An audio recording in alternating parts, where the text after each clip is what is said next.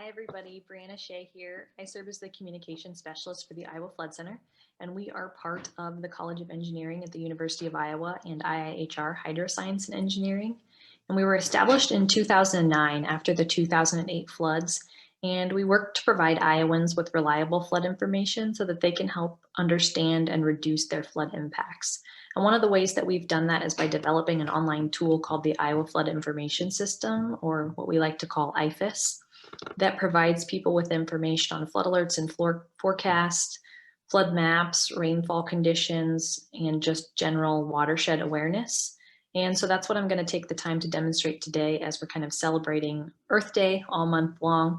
I'll show some of the key features that are available through that Iowa Flood Information System online platform. So just a second and I'll stop and I'll share my screen here. You can navigate to the Iowa Flood Information System by going to ifis.iowafloodcenter.org or by just Googling Iowa Flood Information System.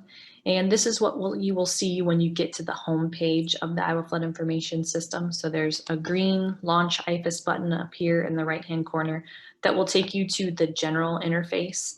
And then there are a couple different shortcuts to key tools and features that are available to folks as well. So our inundation maps, we have these available for dozens of different communities across the state that show the extent and depth of predicted floodwaters. Flood alerts would show you any current or active flood alerts going on across the state. Stream conditions show both the Iowa Flood Center and the USGS stream gauges that we have available in the state of Iowa and how you can access the river level data from those sites. And then we provide flood forecasts for over 1,000 different river communities in the state of Iowa. And so that's how you would access that information. I also like to point out that this resources tab here, resources button, this would allow you to access or download historical data for different sensors that we have deployed across the state.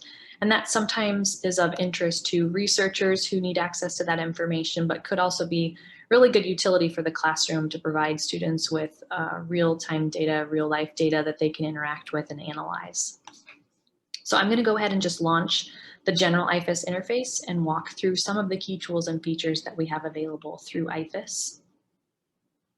And IFIS is based on a Google Maps-based web platform, so it acts just like Google Maps would on your phone or on a desktop.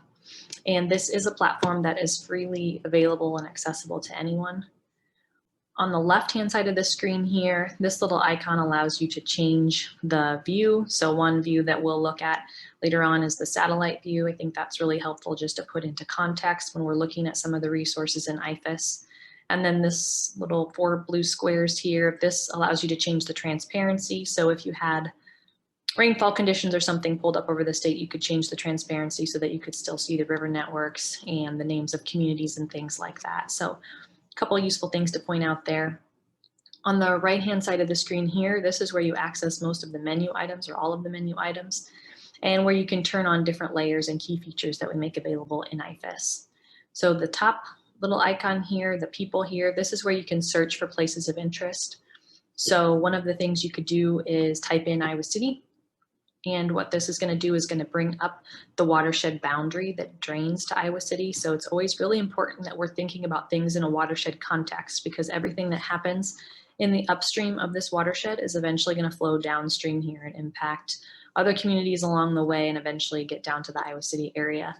And so one of the things I'll point out is this travel time here. This tells you how long it takes for precipitation from the top part of this watershed to get to the outlet. So if there was a really heavy rainstorm event or really heavy precipitation, emergency managers or city or county officials whose job it is to prepare the public for different types of flood events, they might be looking at that rainfall up there in the top part of the watershed, just to kind of be watching it to see how that might end up impacting river levels downstream.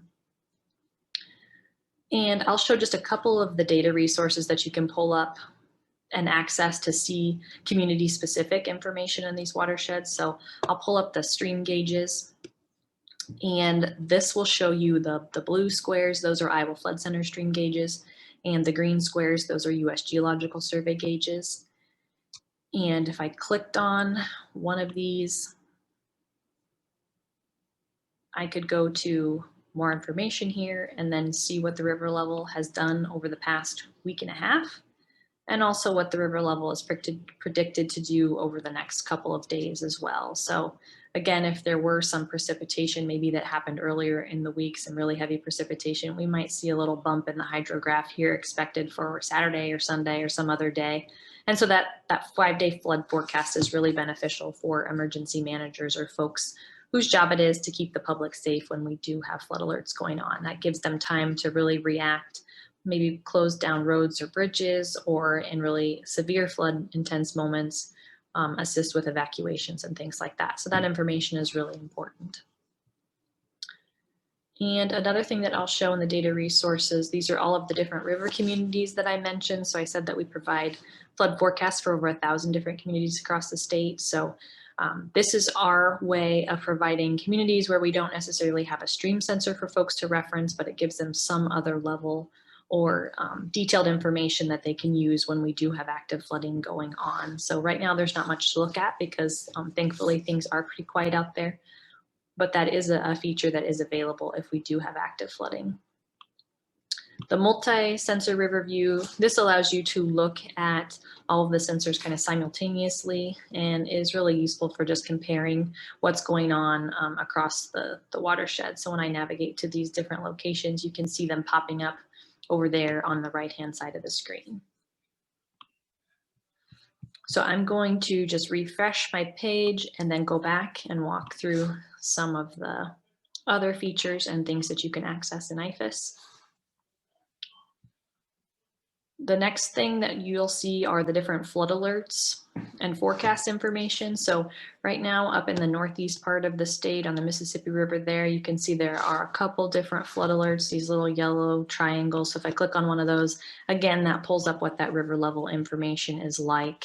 And you can see by looking at that the flooding is just at action stage. It's not supposed to get any worse from that. And actually it looks like it'll start to slowly recede by Sunday or Monday. These larger river networks like the Mississippi River take a lot longer for things to go back down, and they don't respond quite as quickly as some of the smaller rivers and streams across the state. But you can also access other different flood potential scenarios. So this is looking at the flood potential with the rain forecast. So this is looking at rainfall forecasted by the National Weather Service for the next several hours. This flood potential with a rain scenario, this is a scenario that would show what would happen if we had 2 inches of uniform rainfall across the entire state of Iowa. And I am going to show this one because since things are quiet, this is the only one that kind of shows some activity. And this is just useful for planning and decision making. Again, it kind of allows people that if you're curious about kind of what the current hydrologic conditions are like, what would happen if we did get some heavy rainfall. So this just gives a little bit of perspective on that. And then we also have the flood potential with no more rain, no scenario. The next resource that I'll show are just our data resources. So if you go to the little radar there, this will show how you can access our stream gauges, rain gauges, and then hydro station data that we have deployed across the state. So if I click on the stream gauges, this shows all of the locations of our Iowa Flood Center stream sensors as well as the U.S. Geological Survey sensors. So our IFC gauges, those tend to be focused on the smaller streams and tributaries across the state of Iowa, and they complement the U.S. Geological Survey's network. And the USGS gauges tend to be on the larger river networks, and they're also providing information on discharge for those locations, and ours do not. Ours are just looking at what the river levels are doing. And so every 15 minutes, these sensors of ours, the IFC gauges, they send information to IFIS that shows what those river level conditions are doing. So the data is near real time that people can access for these different locations. So again, really valuable information for folks to have. We currently have about 300 of the Iowa Flood Center sensors deployed, and there's about 150 different USGS gauges. So it's kind of one of the densest networks of probably any other place in the country that we have right here in Iowa, and that's because of how heavily impacted we have been by flooding, not just in 2008, but nearly every year since. We've had some type of flood event that has occurred somewhere in the state of Iowa. And we currently just deployed 35 new of these different Iowa Flood Center sensors, and these have been supported with funding by the Iowa Department of Natural Resources, Iowa Department of Transportation, Iowa Homeland Security and Emergency Management, And also a lot of the locations have been determined by a group of interagency state partners called the Silver Jackets team. So it's definitely been a very collaborative effort, and we work very closely with local emergency managers and communities who have requested different sites as well. So we do take requests for these different stream sensors for communities that might be interested in having them. So I'm going to go ahead and shut those off, and I'll turn on the soil moisture gauges. We currently operate about 20 different hydro stations across the state of Iowa through a program that we have called the Iowa Watershed Approach. And these stations measure wind speed and direction, soil moisture and temperature, and precipitation. And also throughout the Iowa Geological Survey, we've co-located them with a shallow groundwater well. So they provide really good hydrologic information about what's going on in different watersheds that we're working in. And you see that there's more than just 20 shown on the map here, but that's because we also harvest hydrologic information from other state and federal partners that also have information out there as well. So again, we're trying to make IFIS this one-stop web platform where people can go to access real-time information. So I'll just pull up one of the local hydro stations here near the Clear Creek watershed. And if we look at rainfall conditions, again, this uses that same slider bar like when we were looking at the stream sensors. You can see what the rain has done. And then it also provides a little forecast there. Soil moisture and temperature conditions. This is also very important, especially as we're transitioning from winter into spring. It's important for us to know what type of storage is available right now. And so that's why the soil moisture is really important. You can see that there's some room for some infiltration if we do have some additional heavy rainfall this spring. Things aren't super saturated. And then also the ground is pretty warm, so it's not frozen anymore. It's not going to be acting like a hard pavement surface if we had some type of rainfall event. Some of that water would definitely be able to soak into the ground since the frost level is out. So you can see conditions there at the top part of the layer about 42 degrees, so well above freezing at that location. We have a goal of deploying one of these hydro stations in every county across the state of Iowa, just because it would help us to improve our flood monitoring and forecasting for the state. So that's something that we continue to try and work towards. So with that, I'll go ahead and I'll navigate to the next tool that I wanted to demonstrate. And that is the different flood maps that we've developed for the state of Iowa. So through a partnership with the Iowa Department of Natural Resources and the U.S. Army Corps of Engineers, and also with support from the Iowa Natural Heritage Foundation, we have developed floodplain maps for the entire state of Iowa, looking at the 2, the 5, the 10, the 25, the 50, the 100, the 200, and the 500-year floodplain boundaries.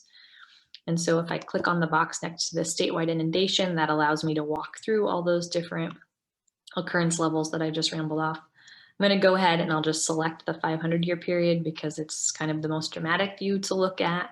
And we can use our tools over here to zoom in on the Iowa City area specifically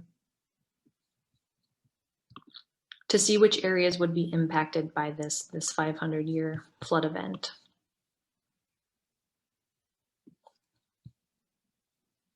So I could change to my satellite view here.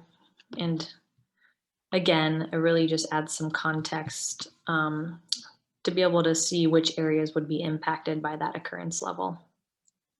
These are not currently regulatory, but they are in the process of going through FEMA adoption process to look at the different maps that have been developed through this, this project. So I'm going to go ahead and turn those off. And next I wanted to show the community scenarios that we've developed for the state. And the ones that I'm going to reference are looking at Cedar Rapids, just since that's one that's familiar, and that because Cedar Rapids was so heavily impacted by the 2008 floods. So if I select that map, I can use this slider bar over here on the right-hand side of the screen to set the stage. And I'm going to set it to 32 feet because I think that is near what it crested at in 2008 when we had that flood event. And I can really zoom in, and because I have that satellite view pulled up, you can point out really key features and points of interest. And so this is looking at the extent of flooding that you would have seen during that flood event. So you can see huge portions of that downtown area that were impacted by that event.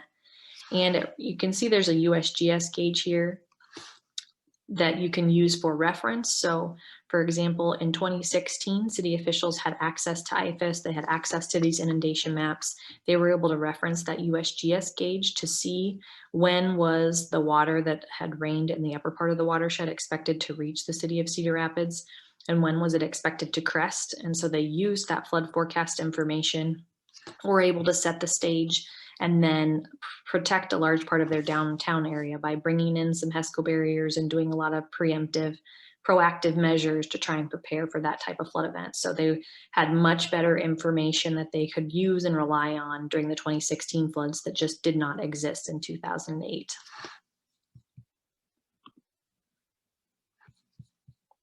So I'm going to go back to IFIS again.